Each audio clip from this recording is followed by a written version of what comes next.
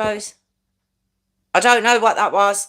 Good evening, everyone. Welcome back to my channel, True Crime with Jess Rose. You might not have seen, but something flashed up on my screen then. It just completely blocked it. So welcome back to my channel, True Crime with Jess Rose. Hope you're all okay out there. I'm here every Tuesday and Thursday, 8 p.m. Tuesdays are my request evening. Thursdays are stories I like to bring to you that you might not have heard of, or you might not know all the details. I do have a quick chat with the guys in the live, but once I start, I don't stop. If you'd like to join my Patreon, it's patreon.com/JessRose5472. Let me just have a quick chat with the guys and then we'll start. You can fast forward if you like. I really don't mind. That's okay. How are we, guys? A lot going on here. How are we? We're back. How are we? Hey, Phil. Hey, sis. How are we? Thursday already out. Why is Mick not in the frame? There he is. Mick's having trouble getting himself in the frame tonight. How are we? Have we got any plans the weekend, guys? Have we got anything fun coming up? Because I need to know. Because I'm nosy. I'm nosy like that. But how are we? I don't know what. Do you know, it drives me crazy because it's still only showing half a screen, so I should have all of this over here, but I haven't got it. And I don't know why. It's driving me mad. But how are we all anyway? Have we had a good week? Hey, Warwick. How are we? How's it going, guys? Tell me your plans. Tell me what you got going on. What's happening? Let me know. Let me see if I can drop this a little bit. It's a bit high. There we go. What plans have we got, guys? Tell me now. But I'm back anyway. Look, I'm not.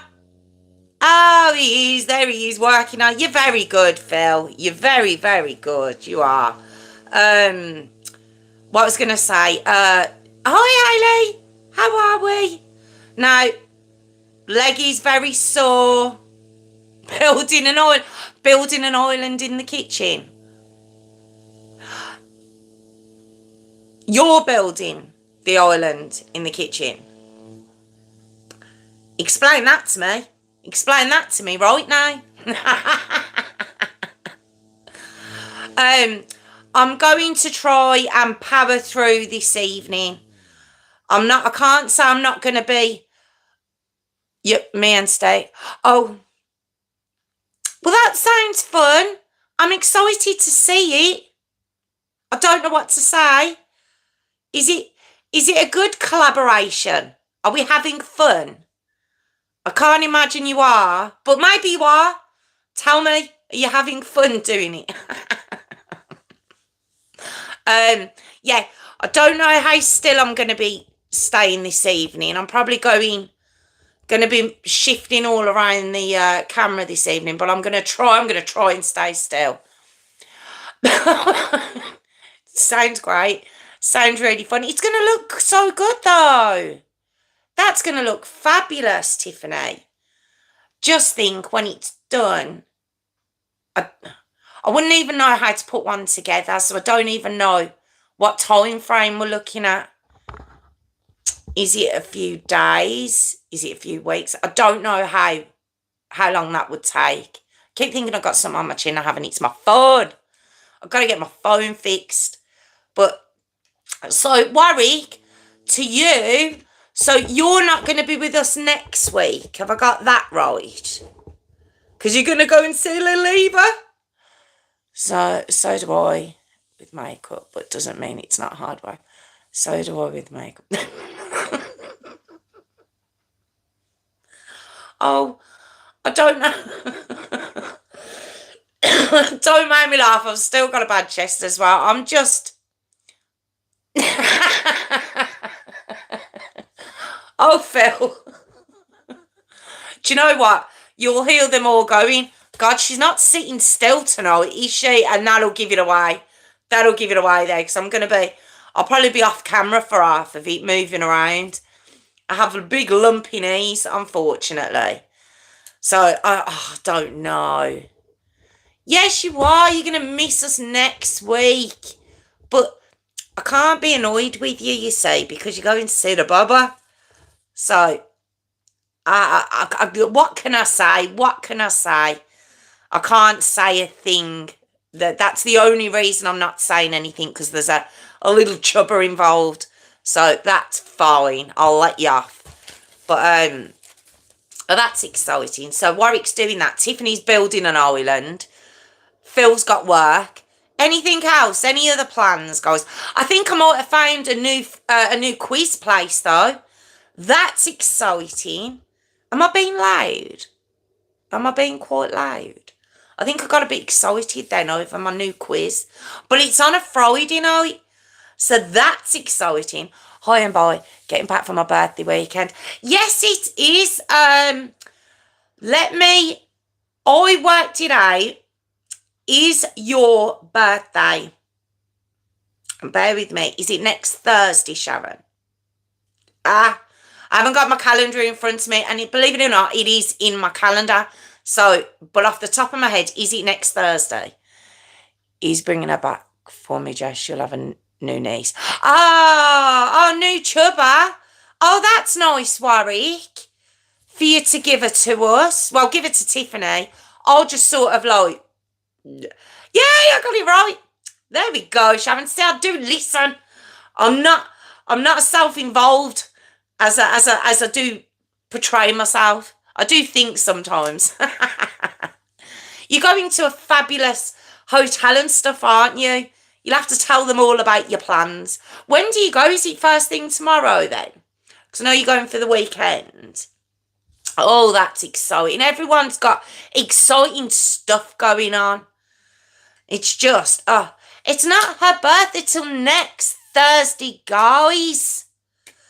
We'll have to sing out. I'm not singing your happy birthday tonight, Sharon. Did I say it was Wednesday or Thursday? Have I just messed it up? It's next Thursday, isn't it? It's next Thursday. So I'm gonna sing you happy birthday next week. You're gonna have to deal with it. Was it Natalie who said no? I think wasn't it Natalie who came on here and was like, she didn't respond to me when I said I was going to sing to her. I don't blame her. I don't blame her. It's like no, I'm not even going to say it. Really exciting. That's the word you're using for my weekend. Do you know what it is? Because think how fabulous it's going to look. Going in the morning, going so. Oh, Sharon, so exciting. You've sparked up early. Oh, it doesn't take much. It doesn't take much, Warwick. And when something like that's going on, she can fire up very quickly. I only laugh because I'm so far away. I'm not in a hand line. I'm not in her eye line either, so she can give me daggers. What is it? Bombastic side eye. She can't give it to me. So, but yes, Sharon, I will sing to you next week. Because it's too early, so I'm not singing to you, but I do want you to have a fabulous weekend. Are you going to be drinking alcohol? Because it is your 50th. You must drink a lot of alcohol. What do you drink, Sharon? What does everyone drink, funny enough? Well, what do we all drink in this group? I'm surprised we haven't discussed that already. That's shocking. But what do we all drink in the group? I am a Bacardi and Coke kind of chick because I'm posh like that. You all could tell I was classy anyway. So, yeah, Bacardi and Coke all day. Like the classy girl I am. You're celebrating Sharon's birthday. Yeah, me too. Yeah, we're all going to be celebrating your birthday this weekend. Large vodka and lemonade. Anything except gin. Agree, Warwick. Can't touch vodka, Hayley. Can't touch vodka, Tiffany, before she answers. Do you want me to tell you what Tiffany drinks before she jumps in? Beer for Phil. Excellent. Can't drink beer either. Do you know what I can drink on a summer's day? I can possibly do cider, but can't do beer. Can't do it. I might have a wee bit. I get drunk and sick after 4 drinks. I like the pineapple. Pineapple and Malibu. Is that a thing? Okay, that could be interesting. Sounds very sweet though. Sounds a bit too sweet for me. Your moderator extraordinaire drinks double vodkas with WKD Blue. Yes, WKD Blue that also has vodka in it, and she mixes them because apparently the WKD Blue doesn't have enough vodka in it. So she likes to add to it. So yes, I'm gracious, Tiffany. I'd have to try. I haven't drank Malibu for a very long time. I used to drink Malibu and Coke or Southern Comfort and lemonade. And then they were just too sweet for me and Bacardi came in. Oh, is it really, Sharon? Oh, okay. Well, that sounds interesting. I haven't had that. I've got to admit, I've been pretty boring on my drinks for a very long time. Bacardi and Coke is as far as I can judge it. Tiffany will tell you, I've got to start this. I will grass you. Prefer cheeky Vimto. What's a cheeky Vimto? Is that a different drink, or are you on about the juice? Are you on about the juice? No, because you said anything bar gin. So what Vimto? What do you have Vimto with? Yeah, I did attempt about 18 months ago because the Bacardi and Coke was going, it wasn't agreeing with me. So I decided to drink wine. Yeah, it's a bit too sweet. I'm not on the sweet drinks. But I did try to drink wine. Tiffany will tell you, I can't judge wine. And on my mum's birthday a couple of years ago, I won't tell you how badly it went, but it went very, very, very badly. And I couldn't drink it again. So I went back to Bacardi. I just know where I am with it. I just know where I am. Port and Blue WKD. Oh my God, you really are YouTube husband and wife. You've got Port and Blue WKD and vodka and Blue WKD. That's crazy. I used to like Magda's. Yeah, that's what I mean. In the summer, I don't mind a soda, but it's not a regular drink for me. Again, I can't judge it. And before I know it, things are happening. And I'm too old for that now. I just can't. I have to be able to at least kind of remember what happened the day before. Oh, God. But, well, we all know now. I know now. There's some different drinks in there. I've got to say mine's the most boring, but hey-ho. I can't do any others. I just can't do it. But anyway, this evening, I'm going to start the story soon because I don't know how long my leg's going to last. So I'm going to start the story soon and then hopefully I can have a chat with you at the end. But at least I'd have done the story for you. So, anyone know? Now, I've been pronouncing how to say this name. And you might be like, why would you not know the name? Because apparently there's a very Caucasian, let's say, way of saying this young gentleman's name. Okay? The young gentleman in question, I've known since I was not personally obviously, but known his music since I was 14, 13, something like that. My friends will be holding my hair back while I wear a 50th headband. Yes, that's the way to do it, Sharon. That's the best way. That's what friends are for. And keep the tiara on. Keep that crown on. But yes, I realised, well, I didn't realise, I've always heard that the way of saying his name is in a particular way. So, but it's not coming naturally to me. I say 2Pac, and it's not 2Pac. In fact, that's quite a bad way to say his name. It's 2Pac. Okay? So I'm going to try and say it properly. It's just the accent, maybe. I'm not too sure, but it's not coming naturally. The actual pronunciation of his name. Anyway. Okay. So what I'm going to do, obviously I will I knew a girl who, when she got a freaking out. See how I nearly said that out loud? Warwick! I nearly said that out loud then. Okay, so obviously we do the intro again, and you're very understanding about it because Pac, 2Pac. Yeah, I think I've got it down now. I think I've got it.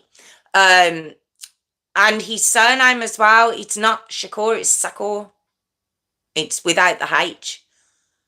Sakur. Yeah, Sakur. 2Pac Sakur. Oh God. Anyway, so I'm gonna do the intro. And what I'm gonna do what led up to the story I'm gonna tell. Now, the reason I'm going to do it in this particular order is the story I'm going to do for you, the true story of this song that he did, is I can't give you an end. I can't give you an end to this story. And you'll see why when I get there. And I really wish I could. I really, really wish I could. But I always knew the song was based on a true story. And it does say based on a true story. I always knew it wasn't the Shakur. It's not Warwick. The pronunciation, it's not Shakur. It's not, it's Shakur. I practice it, Warwick, is it? Okay, I'm gonna, all right, I'll say it with the sh, but a lot of them say Shakur. Okay, anyway, I'm just gonna start. That's what I'm gonna do, because otherwise I'm gonna start messing it up, and I really don't want to, because I've known this song since it came out, and it's one of those that stay with you. If you haven't seen the video to this song, obviously it's everywhere. It's on YouTube. It's everywhere. Please go and have a look at it. It's very thought-provoking. Very sad, obviously. But the ending was, I understood why he done the end the way he did. But we're going to start now anyway. It'll all make sense in a second, okay? So, let me get myself straight, and we're going to begin. Look, 17 minutes. Look at this. Okay, right.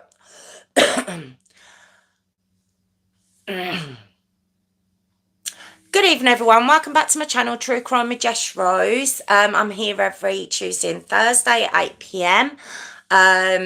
Tuesdays are my request evening. Thursdays are stories that I like to bring to you that you might not have heard of. If you would like to join my Patreon, it's patreon.com/JessRose5472. Or you can just join us on the live, or thank you so much for watching. And if you'd like to drop a like or a subscribe, I'd really appreciate it. Or you can just watch. That's great too. I appreciate that too. So, tonight's story, as the title says, is 2Pac, Brenda's Got a Baby, the heartbreaking true story. Okay? So, what I'm going to do, I'm going to give you, just if you're not aware of 2Pac's history and how he started, I'm going to give you that part, because it will give you more of an idea where he was coming from when he wrote Brenda's Got a Baby. Okay, so we have Lassane Parish, Crooks. Okay, so Lassane Parish, I'm saying it wrong again, Lassane Parish Crooks, born the 16th of June 1971. Okay, he was born in East Harlem, Manhattan, New York City, obviously in the US.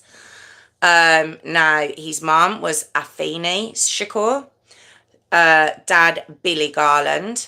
All right, he had one older stepbrother and one younger stepsister.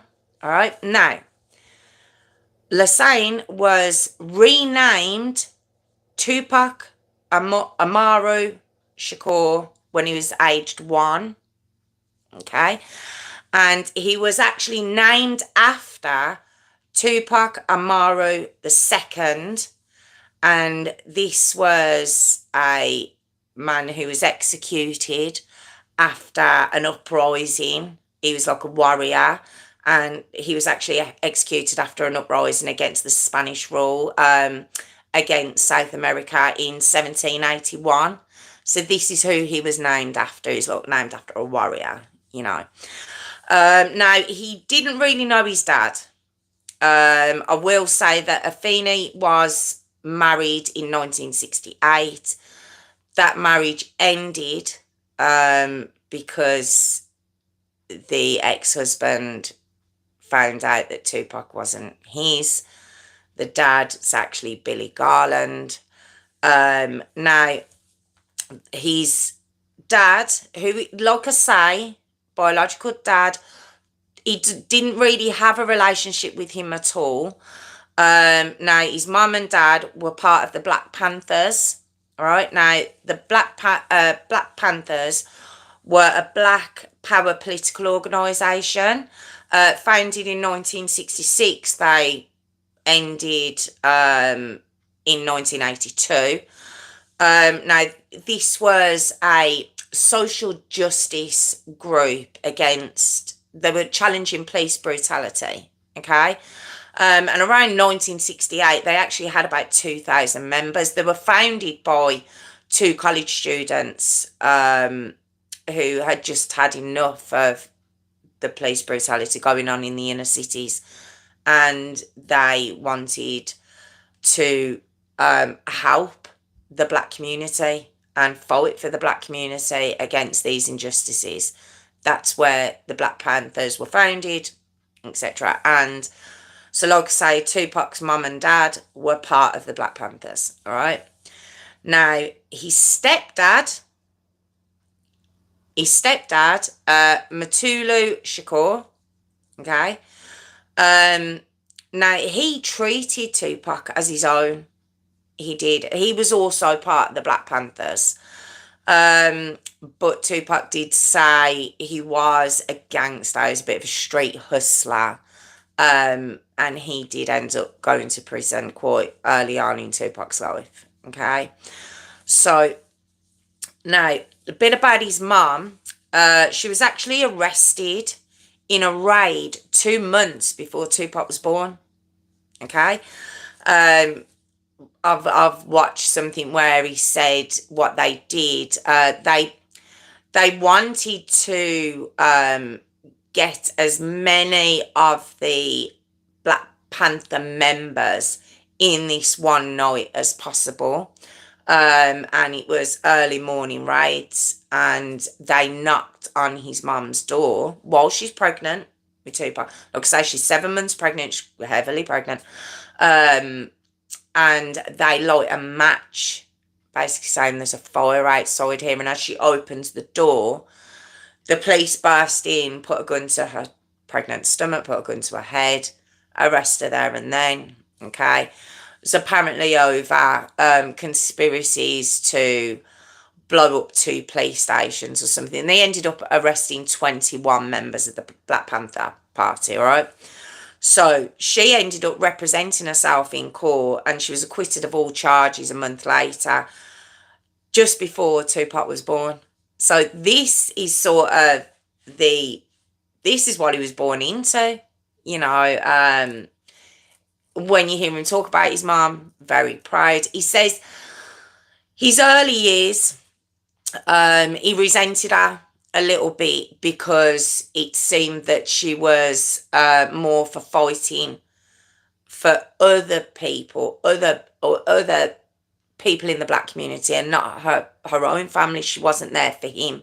He does say that his early days, okay? So we get to 1984. Tupac at this point is age 13.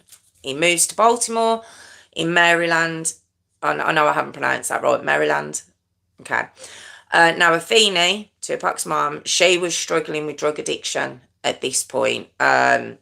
She'd lost her job at this point. That's why they moved to Baltimore. She was she was succumbing to the drug life, and his stepdad was now in jail. It wasn't going well. Now, around this time, Tupac finds himself on stage for a fundraiser for Jesse Jackson.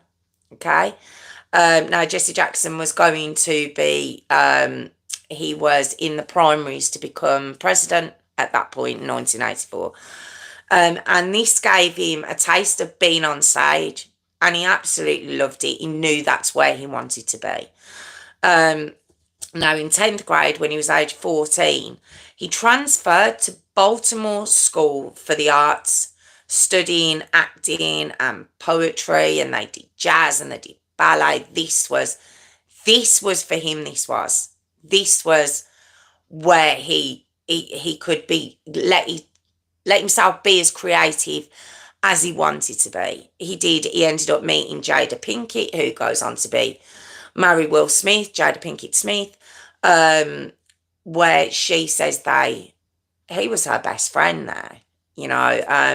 He'd said he was very popular there, very funny, very talented, appeared in Shakespeare plays, and he was just a very, very talented young man. 1988, at age 17, they moved to Marin City in San Francisco Bay, California. Now, obviously, where he was on the East Coast. This is on the West Coast. And he actually thought that things were going to get better. He thought that he'd be leaving violent crime behind. He thought this was going to be. I suppose he's thinking of Hollywood, isn't he? I would presume that was where his mind went, and unfortunately he went from the frying pan into the fire. But it went on to help him relate to just so many different people, so many different types of people, so many walks of life. Afeni, though, obviously his mum, while they're in San Francisco Bay, she becomes addicted to crack now. So this has progressed from where she was to now. She was really, really struggling. And he felt he couldn't help her. He couldn't live with her. So he moved out. Okay. It was just too much for him. This was. So now Tupac finds himself young, homeless, and broke. All right. He would smoke weed. He'd be couch surfing in friends' houses. But he discovered this love of hip hop. Absolutely loved it. Okay. And it was so gritty, and he just, although it said that he also loved U2 and Culture Club, and there was another one that shocked me, Kate Bush, was it? Just a real mixture of music that this young man was listening to. So then we get to 1989. Around this point, he's around 17, 18, okay? And he meets a girl called Layla Steinberg, all right? And he meets her in a park, of all places. And they begin to talk about Winnie Mandela, okay, with what was going on with Nelson Mandela over in South Africa at the time. And they quickly become friends just from meeting in a park, okay? And over this period of time, he'd been writing poems, like real poems about his life and what he'd seen. And he convinces Layla to actually become his manager. Now, she's got no music industry experience whatsoever, but she agrees to become his manager. Okay, so in 1990, at age 18/19, he gets signed to TNT Records. Okay, and at this point, he goes on tour with a rap group called Digital Underground. Now, I don't know if you would know this, and I know I'm going to sound stupid singing it, but do you remember? It's called the Humpty Dance. And he goes, to the Humpty Hump. I do the Humpty Hump. And there's a dance with it and everything. I know I'm singing it. I'm doing it ridiculous, but I'm showing my age as well. I really am showing my age, but that was what they sang, okay? Now, like I say, he goes on tour with Digital Underground, but the leader of that group, who, like I said, sang the Humpty Dance, he said he's welcome to come, and he can maybe rap in the background. He can lift equipment maybe, but he's going to have to pay his dues. He's going to have to start from the bottom type thing. I think that was the point he was making. But Tupac began to get noticed. He did start to get noticed, and we get to August 1991, okay, and he gets signed to Interscope, okay, another record company. At this point, he was living in Oakland, and at this point, he recorded his first album, Tupacalypse Now. That's Tupac's first album, okay?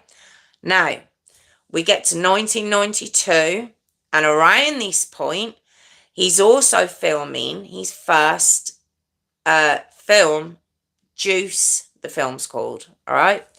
And the film's about 4 teenagers in the inner city. And Juice was what these 4 teenagers called like power and happiness. That was what they referred to it as in the film. Okay. So he's doing really well. Really, really well for such a young fella as well. He really is. Now, one of the songs from Apocalypse Now was Brenda's Got a Baby. Okay, he also released Trapped as well from that album. Now, Brenda's Got a Baby was my first introduction to Tupac, and it was brought out on MTV, and I think I saw it on.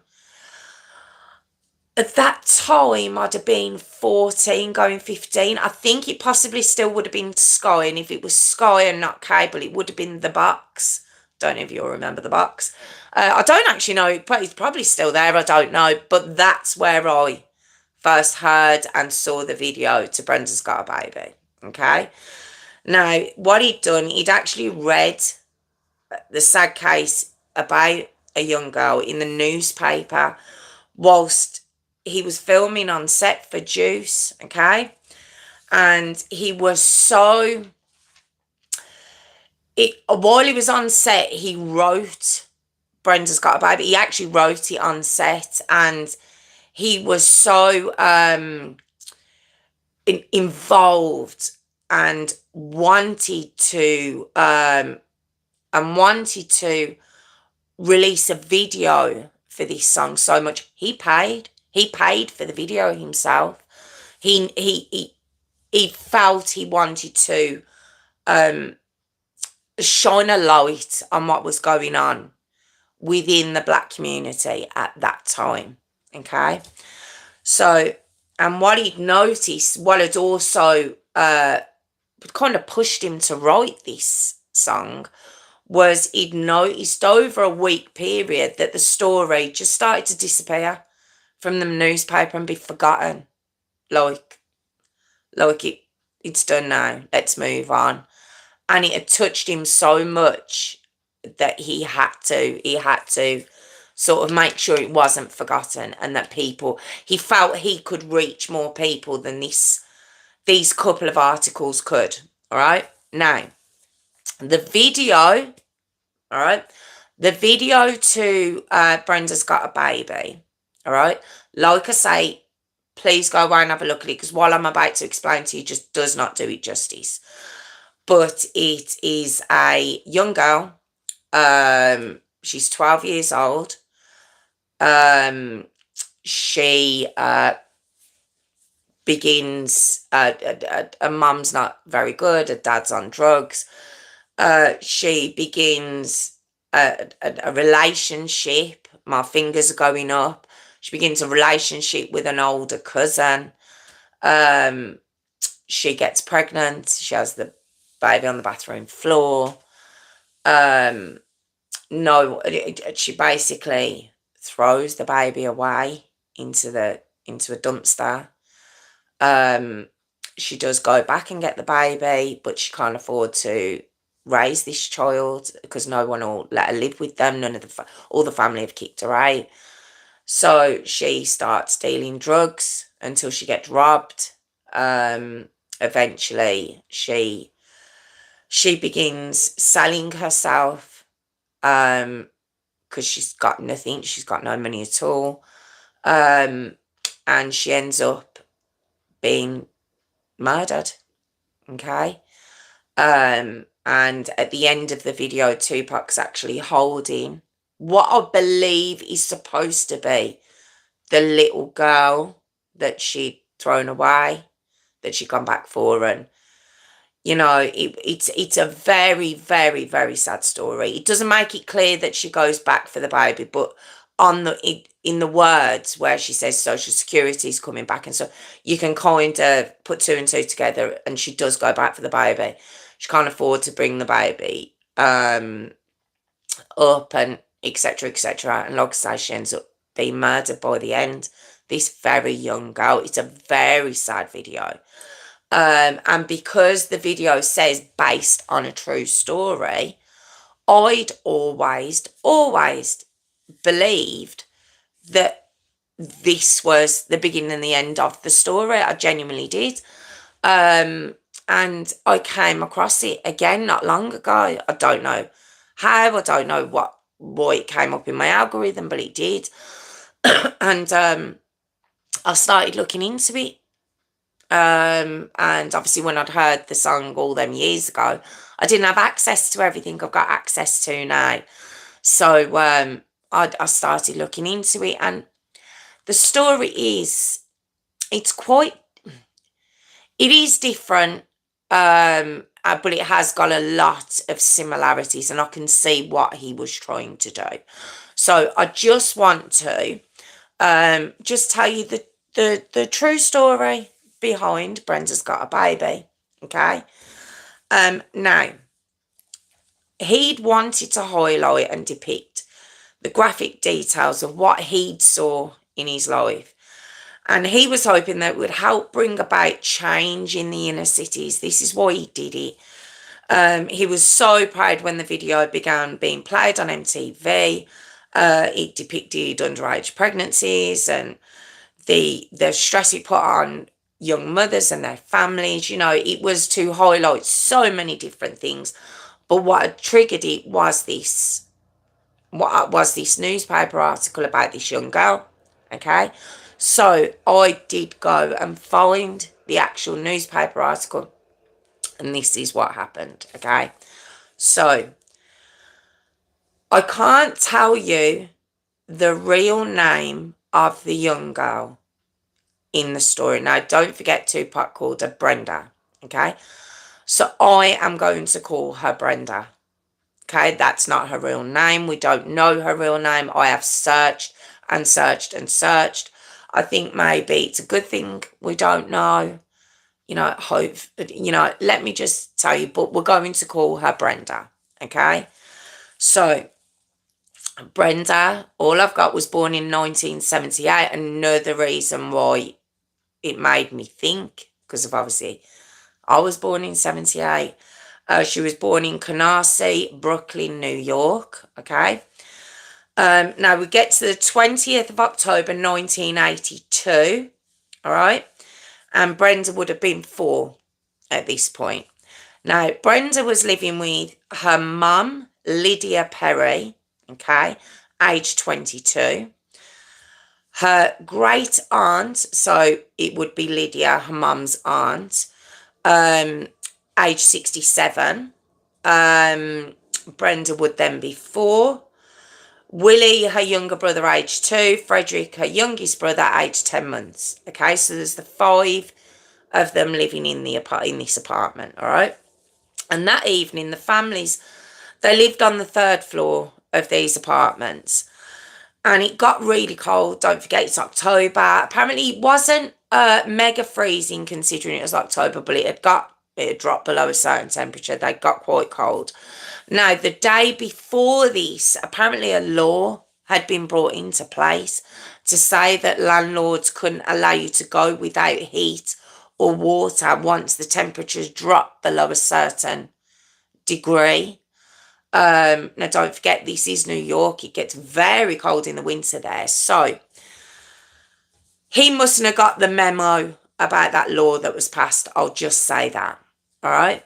So, the only way for them to heat their home that evening was to put the oven to 500 degrees and to leave the door open to the oven.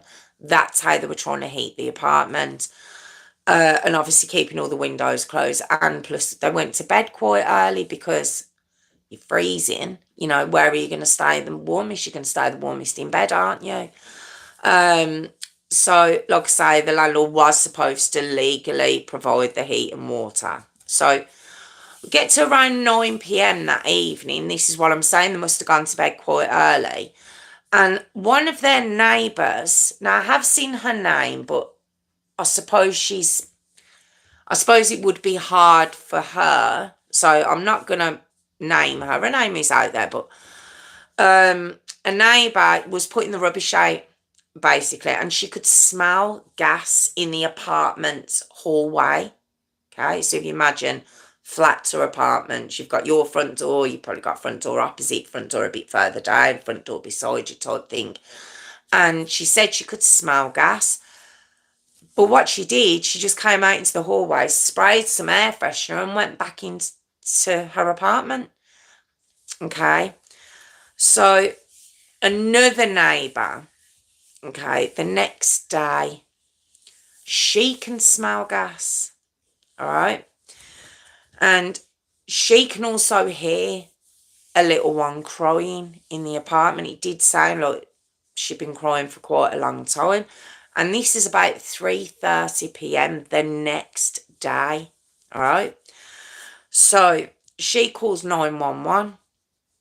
Okay, so the police knock. And little Brenda, who is 4, remember, she comes to the door and she says, I can't open it. I don't know how to open it. So the police, they talk her how to, open the door. They talk her through how to open it. And by the time they do, it's about 4 p.m.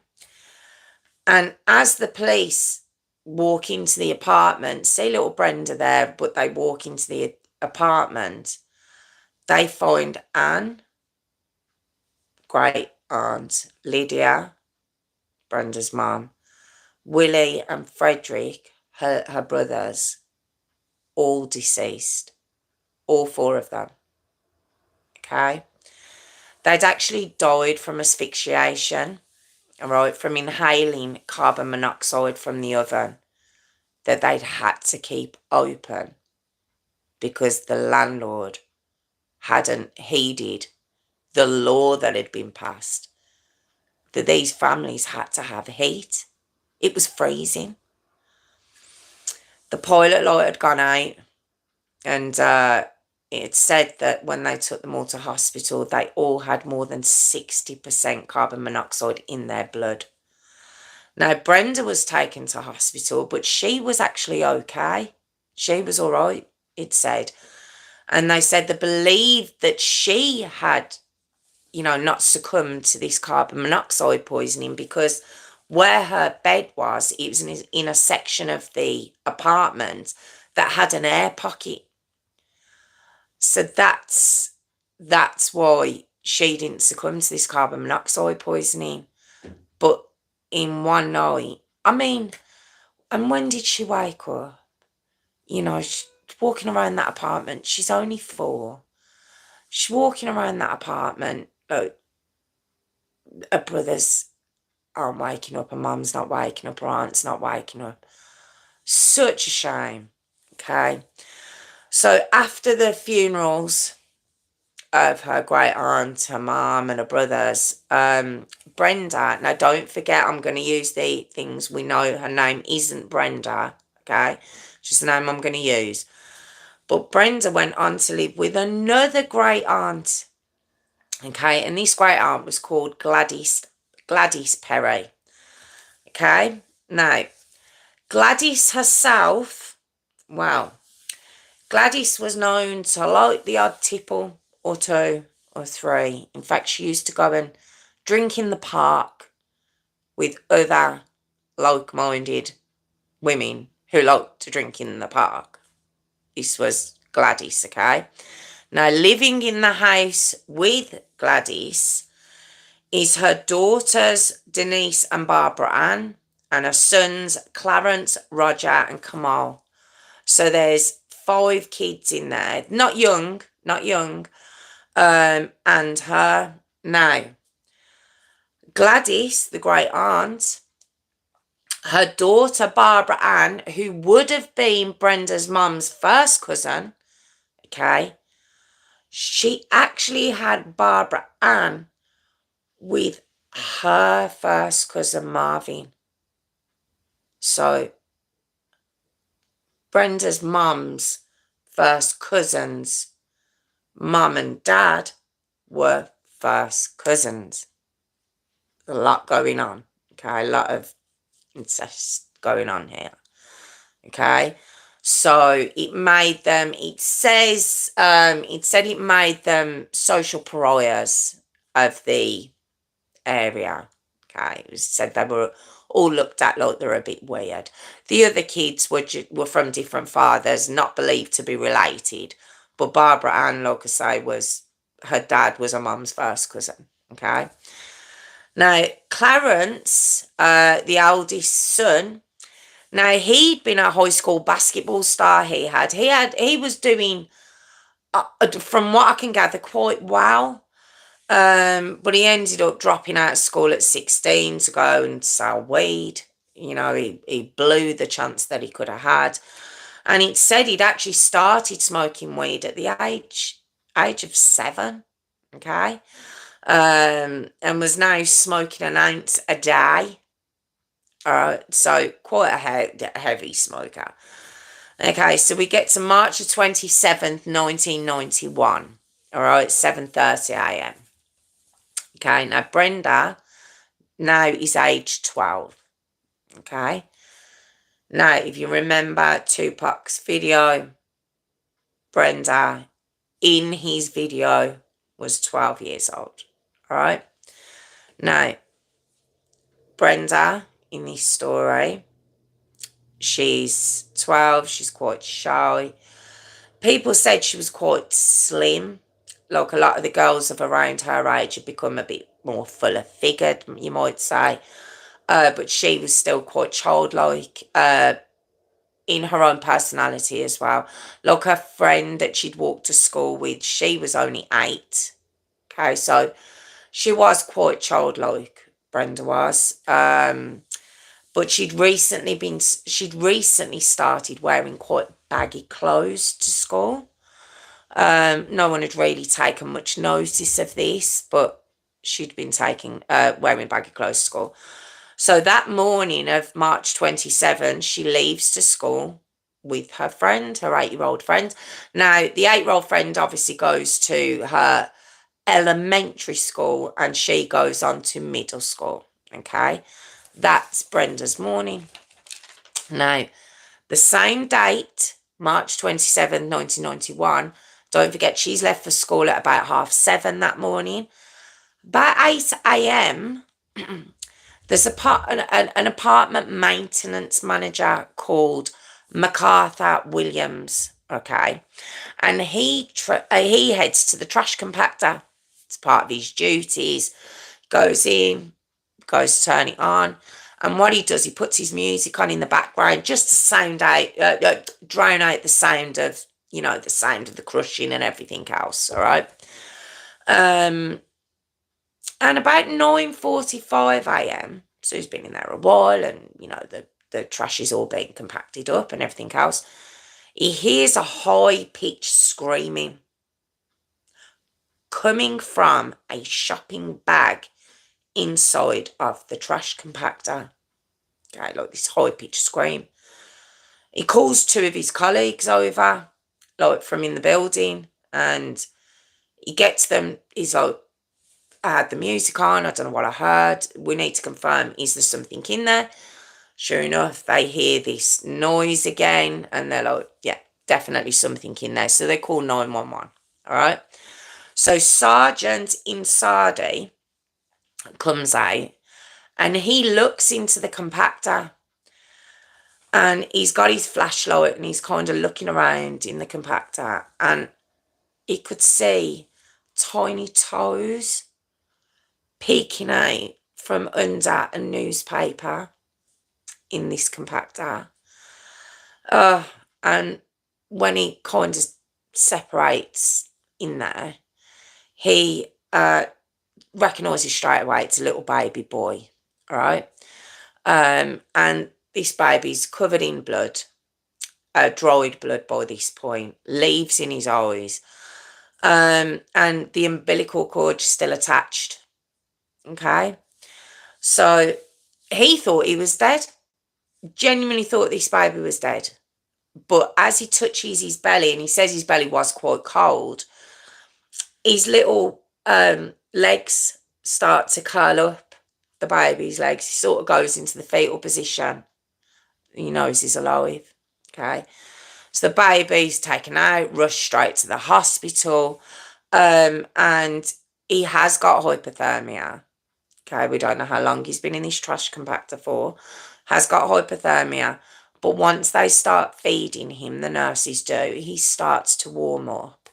And the nurses actually name him Trevor, this little baby. Okay. Now, MacArthur Williams, the maintenance manager, he tells the police that he believes this baby has come from one of two families that are in this apartment building. And he points straight to the Perrys. He says they're your best bet. And it's because of the incest in the family. He thinks they're a bit weird. He thinks they're a bit strange. And he points the sergeant straight up to their apartment, okay? Now, Gladys, straight away, she says, it's not the girls, it's not my niece, nothing to do with us, don't know what you're on about. You know, Brenda's gone to school, it's not my daughter, it's not us. But when the bathroom is inspected, you could smell blood in their bathroom. Okay. So they go to Brenda's school, the police do. And they take her out of her class, and they start talking to her, and they start asking her questions. And originally she does deny it. She must have been terrified. This girl's 12 years old. And she does deny it at first, but then she finally admits it was her. Okay. And basically she's taken away, and the family court would decide what to do with Brenda while the trial was pending. Her trial. And I just thought, but she was 12. She must have been terrified. To have done that to her baby, she must have been so frightened. But they didn't know whether to send her to a family member, into foster care. They weren't sure what they were going to do with Brenda. Obviously, she wasn't going home. But they needed to find somewhere for her while the trial was pending. Okay. So March 28th, 1991, at 8:10 in the morning. So this is the next day now. Okay. Clarence Perry, okay, was spotted on the roof of a building, and he was threatening to jump. Clarence Perry, Gladys's son, which would be Brenda's second cousin, would have been her mum's first cousin. So technically, I suppose it's her kind of second cousin. Okay. Well, he's threatening to jump off this building. And 911, of course, are called. And he eventually admits, because he's screaming, you know, I don't know what to do. baby he's not making sense. And eventually he admits that he's the father of the baby. Now, I've tried to work out the age as best I can of Clarence, and I've got him at least at 18, at the very least. She was 12 years old. Okay? So this isn't just a incest case, which is bad enough. Okay? It's not just that.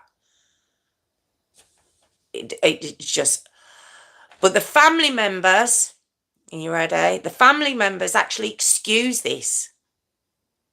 Remember what I said about the maintenance manager saying they were odd, they were a bit of a weird family. Well, the family members excused this, saying he didn't know any better. In the Perry household, because don't forget, Clarence's sister, Barbara Ann, was the child of Gladys, her mum, and Marvin, her mum's first cousin. So this is all a love who you with type family, okay? And it says in the Perry household, there was no difference between family, love, and romantic love. No difference, apparently. So they were excusing it. Well, I don't even know what to say about that part, but what's the excuse for the fact that he was a grown man and she was a 12-year-old little girl? What's the excuse there then? Because you may say, well, they're cousins and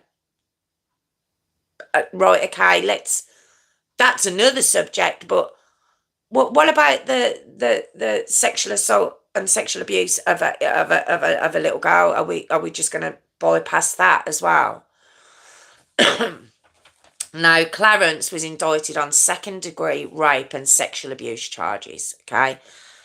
Brenda wasn't charged in exchange for speaking up against her cousin, okay? So she came forward, she spoke up. They both admitted what had gone on. Now, Clarence pled guilty to secondary statutory rape. And he got, are you ready for his sentence? He got 6 months in prison with 5 years probation for raping his little cousin. He got 6 months. And it's not just, he didn't just rape, he got her pregnant. And it said she was very childlike. She was very immature for a 12-year-old. I don't know how mature you can be at 12, but she was very mature for a 12-year-old, immature for a 12-year-old. So I can't imagine the emotion she must have gone through. I mean, when did she even realise she was pregnant? She gave birth in the bathroom on her own before she went to school. And she thought the safest thing to do was to throw the baby away. And had that compactor, you know, had the baby not woke up or screamed and the maintenance manager hadn't heard it, that baby would never have known. And then would Clarence have just carried on abusing his little cousin? Now, this is what I meant to say at the beginning now. Now, obviously, with the song, Brenda's Got a Baby, we know that the ending of this is she keeps the baby. It's a little girl, I believe, in the song. And she does end up dying after going into prostitution to get by, you know. At the same age, she's still very, very young. She's 12, 13 in the story at this point, and it's a heartbreaking story. Well, I don't know what has actually happened to the real Brenda. I don't know. I haven't been able to find anything else. I believe she then went into foster care, but I can't find anything else on this girl. And I really, really genuinely want to believe that she moved on to a family that do know the difference between family love and romantic love. I'd love to believe that. And maybe gone on to live an amazing life. She'd be exactly the same age as I am. And it'd be lovely to know that. But I don't know. I genuinely don't know. And the reason I've brought this story to you is because I didn't realise it was such. I was shocked. I was shocked. The video, the song is supposed to shock you. It's supposed to do that to you. Um, and I was wondering. I was like, so he's read this newspaper report. What made him do this? And then I saw that in in August of 91, just a few months later, there was a 19-year-old girl in Brooklyn who gave birth in a stairwell of an apartment building. And she put her baby in a trash chute from 10 stories up. Now, this baby obviously didn't live. And I was like, right, okay, is this a thing? And it says that in 1990 alone, there was 400 girls under 15 that had children in New York alone. 400 under 15. That's statutory rape anyway. It doesn't matter if it's a relation or not. And it was a big thing that was happening at that time. And the more I was looking into that, the more I understood why he felt he needed to write that song and do the video the way he did. And I also understand why he ended the video the way he did, because the beginning is very similar to Brenda's story. But the ending's obviously very different. Well, I hope it's very different. I'll just say that. But then he would have been aware of the spate of these pregnancies and girls throwing their children away. Now, I've said there was 400 girls under 15 that had children in New York in 1990. But there were 16 cases of newborns being thrown in the trash between 1990 and 1991. In 1 year, 16 newborn babies thrown away by these young girls. And I just think, what has gone so wrong in their lives that they think that's their only way out? What are their circumstances that they think that's the right thing to do? Are just 16 newborn babies just thrown away. And it was said it just became a thing. I've also read that there was a spate of those cases in, I believe it was Atlanta in America. Also in the 90s, it was just young girls throwing their babies away. And I don't know how mentally. I mean, Brenda's baby was found, and little Trevor, all I can hope is that he got adopted and went on to have an amazing life, and maybe doesn't know any of this. But there must have been so many girls out there where they haven't been caught, and they would have just heard of a baby being found in a chute or in a a dumpster, and they would know that that's their baby, but they wouldn't be able to speak up. Just very, very, very sad. Now, like I say, Tupac, he wanted to shine a light on this.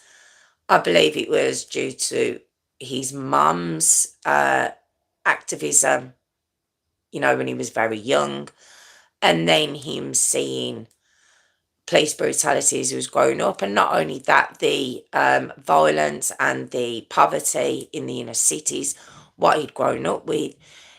And I don't know if it's because he then went on he was acting, he was rapping, he was on top of the world. I don't know if I don't know if there was guilt there, or he just wanted to bring everyone with him, but he just wanted the black community to just have this amazing life. He just wanted to bring them up. And he said, I want to be able to word it properly. He said something. If you saw a rose growing in concrete, say you've got a concrete slabs, and you found a rose growing between these concrete slabs, he said you would just think that was amazing that there's a rose growing at this point. He says, but I don't know if I can word it properly now. And I didn't write it down. I was like, it was so, I don't use the word often, but profound. I genuinely didn't think I'd need to write it down. He said, but with him, okay, he considered himself the rose coming from, the concrete jungle, I suppose, is what they call New York, don't they? And he says, but with him, rather than looking at him and saying, here's this rose growing from a concrete slab or concrete path, all you're seeing is that the rose's leaves might be a bit bedraggled, or the rose isn't quite, as straight as a rose in a garden might be. And he says, and that's all that's noticed about him, is where he's come from, not who he is now. I've probably completely butchered that, but that's what he was getting at. I thought it was very, very good how he worded it. But on the 13th of September 1996, as we probably all know, Tupac was murdered in a drive-by shooting in Las Vegas, Nevada. He'd actually been watching Mike Tyson's fight, and he was actually only 25 years old. It was only 5 years after he'd released Brenda's Got a Baby. 5 years. And it's just very sad. I mean, at the time, I think he's 7 years older than me. So I'd have been at 18. 96. Yes, so I'd have been, 1996, so I'd have been 18. And I suppose at that age, 25 seems a lot older to you, but now it's like, he was a baby. And I think he had so much more to show the world. I genuinely do. But that song from all that way back in 92, when I'd have been 14, has never left me. And I just wanted to find out more about it once I realised that the true story it was only based on a true story, and I wanted to know the real true story. So that's where tonight's come from. I'm sorry I don't know any more about the girl in question. I know I've called her Brenda throughout the story, only because, to do the story we need, a name. But I just hope that she went on to live a nice life, really. So that was Tupac, Brenda's Got a Baby, the heartbreaking true story. And it really is heartbreaking. It's really, really, really sad state The whole thing is. Oh God, it's just awful. But thank you so much for joining me. Like I say, I'm here every Tuesday and Thursday. Tuesdays are my request evening. Thursdays I like to bring stories that you might not have heard of. If you'd like to like, comment or subscribe, I'd really appreciate that too. Or if you just want to watch, that's great. So thank you so much again for joining me, and I'll be back next Tuesday. Thank you so much again. Thank you. How we doing, guys? How we doing? Did you manage to follow along with that? Did we follow along? I know it was a lot going on, but I wanted to bring it to you all because I just thought, if ever you watch the video, and you have to go and watch it now, you have to go and put in 2Pac-Brenda's Got a Baby, because I think after you've watched that video, what I've said will make you'll be more involved in what I've said. I think doing good, just heartbroken. Oh, I know, it's so sad, so sad. Oh, thanks. Yeah, just awful, just very, very sad. I just wish I knew maybe that she'd gone on to, I don't know, have a nice life. I don't know. Why is he Are you hating me? Are you talking about me? Why am I? What is that, me or Jessica? What have I done? What have I done? Tell me what I've done. Have you all been all right in there? Yeah, I know. What's going on? Oh, I know. It felt awful, isn't it? Awful. I just wish I knew more. Yeah, and little Trevor. I just wish I knew what he'd gone. I can just presume he went on to hopefully get adopted and have a fab life. That's all I can hope for him as well. It's just very, very sad. Why are you saying that to me, Warwick? What did I do? What did I do? What did I say wrong? Was it me? Oh no, me too, Jess. Me too. He'd be, so I was just 47, so he'd be 35 now, I believe, if I've got that right. My reaction. What happened? What did I miss? What did I miss? Am I going to have to watch it back? He did. I said that. I said that. Did I say that? I said that. What have I missed? Oh, God, I've ended it. Oh, okay, so you don't know what's going on either. I'm trying to sit still here, my legs. What? I don't understand. I said that. I said that at the end, Warwick. I know. Oh, okay, it's not just me then. You've lost everyone, Warwick, so you're going to have to tell me now. Because I'm so confused. Am I going to have to watch you back and see what I said wrong? I'm assuming I've said something wrong. I just don't know what it is. But have I? I don't think I did I? Spent ages as well. What have I done wrong? Tell me. Tell me now. Gone off there. Oh, I know that. But I just, I want to know what that's about. He is absolutely nuts. I just want to know what that was. Because I feel like I've said something. I don't know what it was. I feel like oh God, I can't sit still. Sorry, guys. I was trying not to move around too much during the story. Oh my God.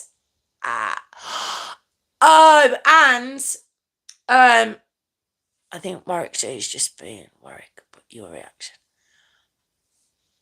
My reaction to him. Is that what you're on about? I'm going to need to watch that back. It's all good back now, and her, Cat's mother.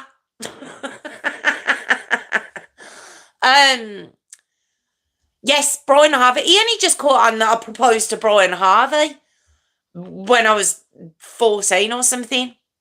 Brian Hubbard, oh my God, I know. I can't believe I just said it again on a live. Shocking behaviour. But it was that or take that, and I just wasn't a take that fan. I genuinely wasn't. I just preferred E17's music. It's just so much better. It's just so much better. I just was not a take that fan at all. Was I? I don't even think I liked any of theirs, to be honest. I didn't mind when they come back out years later, but I don't think I liked any of their first lot. Just weren't for me. Right. How are we doing? Right. I don't know where he's gone. He's not going to tell me, so I'm going to round it up because my legs, honestly, love 2Pac, but DMX is bad. Look, I've waited for ages for you to reply. Why is that? And you, yes, no, I don't. But DMX is cool. That's my doom doom. That's my impression of DMX. Did we like? Just kill myself doing it. How did he manage to do that on stage? Doom doom. That's my growl, that is. That's my DMX growl, that was. Oh, it was shocking, weren't it? Anyway, I believe it might be jingle time now that I'm now choking. I can't sit still. It's just horrific. But thank you all so much for joining me. Not a big fan. I suppose what I was trying to do with that song. I'm bringing awareness to this. Yeah, watch the video. If you haven't already, watch the video and it just, yeah. Jingle time before we all go mad. Yes, I agree, Phil. I agree. I'm barking at the screen and everything now, doing my DMX impression. Okay, you're so sensitive, Jess. Me, I'm so sensitive. What, doing my DMX impression? Urgh. Maybe I shouldn't do that. Doom, doom. That's it. Anyway. Okay, so thank you all for joining me again. If you could go in and drop a comment or a like afterwards, like you have been, because you're all fabulous. I was so impressed last week. It was amazing. I had so many. So thank you all so much. I've lost, yeah. Or if you want to join my Patreon, it's patreon.com/JessRose5472. I'm here every Tuesday and Thursday at 8 p.m. Tuesdays are my... Have I done this? I feel like I've said this. I forgot, what's that thing that you get deja vu? Have I said this? I haven't done my jingle, have I? I don't think I'm going crazy. I'm here every Tuesday and Thursday at 8 p.m. if you'd like to join us. Or you could just, look, comment, subscribe, guys. That's what I say, isn't it? Look, comment, subscribe, guys. Look, comment and subscribe. I actually forgot what I said in my jingle for a split second. Look, comment, subscribe, guys. Really appreciate it. Look, comment, subscribe, guys. So appreciate it. And thank you to Warwick and Tiffany and Daly and Phil and Jess and Sharon, I think we've seen. Thank you all so much. I don't know if anyone else has been in. I was very much concentrating, so I don't know if anyone else. I don't know if I've forgotten. Oh, okay. All right. Me, not done any. Okay. All right then. Oh, excellent. Thank you. I appreciate that, Jessica. Thank you very much. But yes, so if you can comment as well afterwards, that will really get you in my good books. You'll be part of the Jess Rose gang. Gutted. What are you gutted about? What are you gutted about? I don't understand. I'm so confused. Is it because you're replying something that I said a minute ago and I'm just being really slow? Is that what's happening? But, Warwick, won't see you before you go. So go away, have a fabulous break with your family, a little Eva, and say hi to her from all of us and get big kisses. Don't be surprised if you're followed on the plane by a certain moderator trying to bring her home. So I'm just letting you know, just giving you a warning. But have a fabulous time, Warwick. Jess, if you're listening, Sharon, if you're listening, have a fabulous weekend away and have a great weekend, guys. Thank you so much. Look, comment, subscribe, guys. Look, comment, subscribe. Look, comment, subscribe, guys.